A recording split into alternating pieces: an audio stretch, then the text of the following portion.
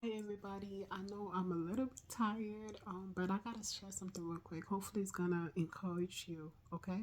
So in First Kings verse 3, no, in First Kings chapter 3, verse 9, right? Solomon had a dream, and in that dream, God asked him to let him know, like ask him anything he wanted, and the thing he asked for was basically wisdom, right? And with that, since it was just wisdom that he asked, God was like, okay, I'm gonna add this other additional things to it, right? So after that, Solomon woke up and then he was just like, oh, it's just a dream basically, and he just went about his business. So later on in the verses, it said that Solomon basically, some days went by, sorry, not some days, but some time went by, and Solomon, basically the wisdom that God had granted him in his dream started to happen. um it started with the two women that came arguing about a baby. One's baby had passed away, and then the other woman stole another person's baby. So basically Solomon had to, like, he tested them in order to prove whose baby it was, okay? And then from there, we eventually knew who was the liar and who was the truth teller, basically. So, long story short, what I'm trying to get to is that although Solomon just was like, oh, it's just a dream, and he brushed it off and he just went about his business, later on, that wisdom that he had seeked from the Lord started to take place in his life. Later on, the wisdom, the wealth, the riches, the other additional things that he didn't even ask for started happening, right?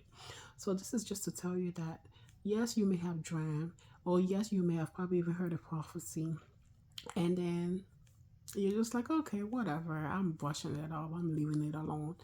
Or you're just like, okay, it's not gonna happen.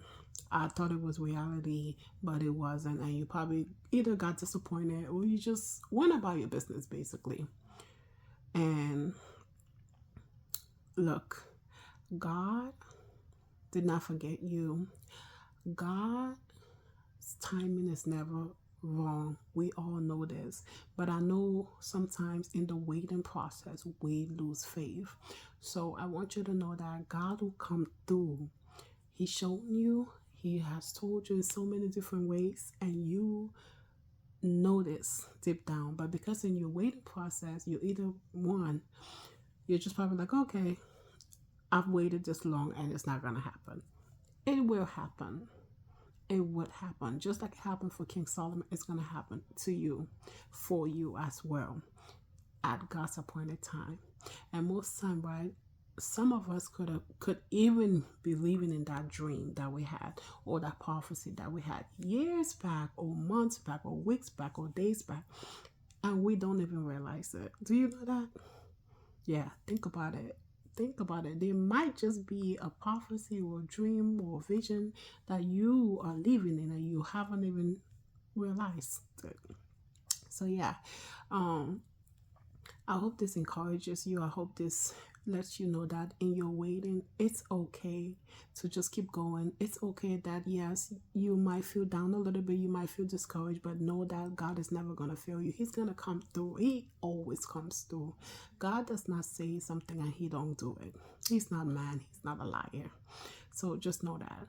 And yeah, be encouraged on today and forever, and stay in your word. Stay prayed up, stay hopeful, stay faithful, and believe it will happen, and trust the process. So see you in the next video, and yeah, stay blessed. Bye.